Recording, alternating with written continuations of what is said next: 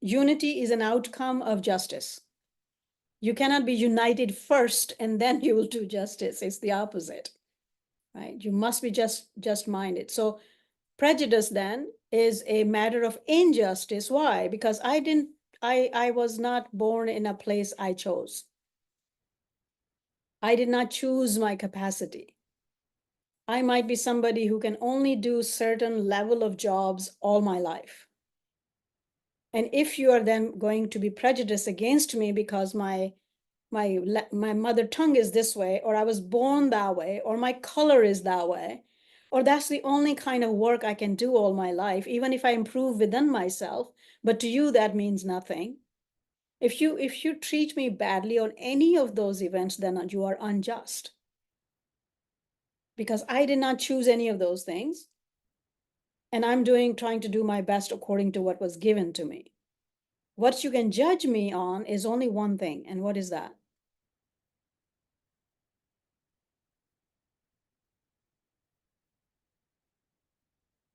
There's only one thing you can judge me on, and you still cannot like curse and swear and hate and do any of those kind of things to me. But you do kind of respect me more or less. There's only one thing that you judge that respect on. What is that? Character, right? Character.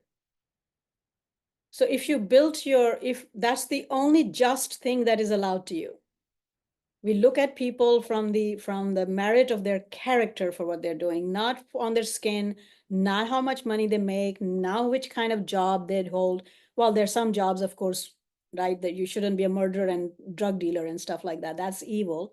We are talking about in the goodness of society, from a street sweeper to a king. All those jobs are necessary. Some will be doing that, some will be doing that. Some have the capacity for this, some have capacity for that. All is fine.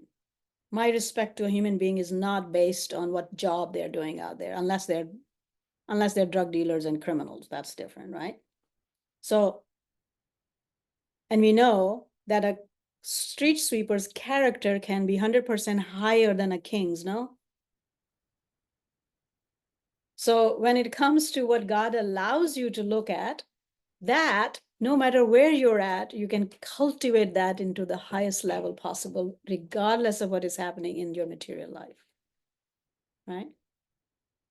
King can be a total nonsense that you cannot bear them for a day. And a street sweeper is somebody that you will want to sit in their feet and learn from them. No? So the thing that actually give us rank and station in the actual life of God is available to every single human being, right? Therefore, in our potential to where how we need to rise, he has created us all equal. He has given that capacity to us to build that character. It's not impossible for a street sweeper to be absolutely honest, absolutely sincere, and an upworthy character within its own realm. That is available to everyone, right? And since it's the life of the soul that makes me a human being, the material things then are earned or have under that shadow. They're not permanent and they don't mean anything other than that we should be earning our livelihood ethically and morally. God does not care if you live on $200 or $200,000 a month. He's not after that. And that's not going to take you heaven or hell either. It's just going to have more comfortable life here to some degree. That's not necessary either, by the way, right? So let's say I have very little money today, or I had lots of money before. Either way, what it helped is, okay, maybe I ate a little bit better food. Maybe I lived in a little bit better home. Maybe I drove a little bit better car. Maybe I was able to buy 3 more shirts than I do now. None of them is going to go to me or with me to eternity. None of them helps my eternal life. It just makes life comfortable here, right? In the end, if I'm struggling today or if I wasn't, either way, this life is going to end in the end. And then all of us are going to go into the same kind of grave. If our people or family puts a more expensive headstone on your grave or a little stone on your grave, means nothing to you anymore. You're done. Right? You're done. If they make your grave into marble or leave it to dust and is not even known after a while, means nothing to your soul. It affects nothing anymore to you. You're done. All of us are gone into that hole. Our soul ascends, starts its life of eternity, which already did, and that's all. And the life of eternity is based on that I was sweeping the streets, but I was always honest, I was sincere, I made my earning ethically and morally. I loved God and I loved my fellow human beings, and I did my best to live in here as a loving person as best as I could. That's it. Street sweeper can do that, the king can do that. And both of them are judged on those results. In actuality, actually, Baha'u'llah talks about it. A king has so much more burden on him than a street sweeper. Baha'u'llah warns about it, that the more you get, the more hindrances you have, right? And same for scholarship too, by the way, all right? So a common person who doesn't really know that much, he's just doing his best, living his life properly.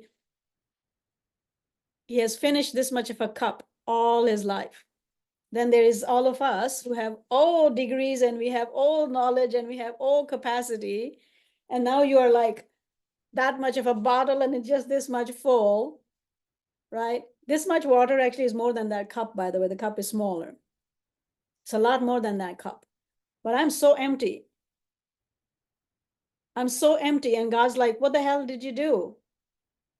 Why were you so empty? Right? And this guy, he's like, ooh, overflowing is done. Whose responsibility is more? The more you're given, the more you'll be asked for. Right? So be mindful of that too. Everything you get, everything better you get in this life adds up to your responsibilities and makes it harder to achieve that same level of sincerity and living that is allowed to that guy who's doing his perfect best into what was given to him. He wouldn't be asked if he didn't change the community and the city and the country. He'll be just asked what he did with his life and with his family at most, a couple of friends at most. That's it. You go to a higher level, now God is asking you about the whole community and the whole city or the whole country or the whole globe.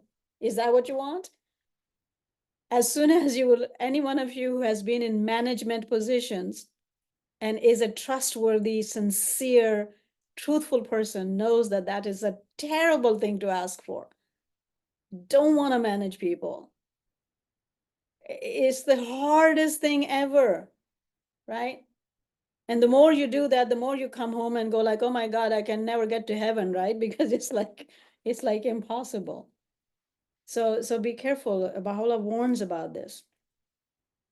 We always ask for those things that seem really big and great and grandeur here in the world, but they come with lots of hardship, lots of hardship. And a lot of enemies too. Yes. Baha'u'llah says that. Having more is actually like troublesome. Yeah, troublesome, right?